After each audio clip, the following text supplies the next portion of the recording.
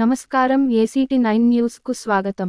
పెద్దపల్లి జిల్లా మంథని పట్టణ కేంద్రంలోని ప్రభుత్వ జూనియర్ కళాశాల మైదానంలో సంక్రాంతి పండుగ సందర్భంగా గురువారం శ్రీపాద కప్ క్రికెట్ టోర్నమెంట్ను దుద్దిళ్ల శ్రీను బాబు ముఖ్య అతిథిగా హాజరై క్రీడాకారులను పరిచయం చేసుకుని, బ్యాటింగ్ చేసి క్రీడాకారుల్లో ఉత్సాహం నింపి, ప్రారంభించారు.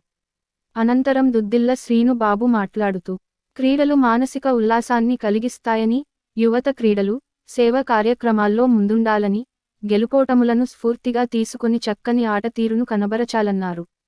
క్రికెట్ టోర్నీ విజయవంతంగా సాగాలని ఆకాంక్షిస్తూ క్రీడాకారులకు శుభాకాంక్షలు తెలిపారు.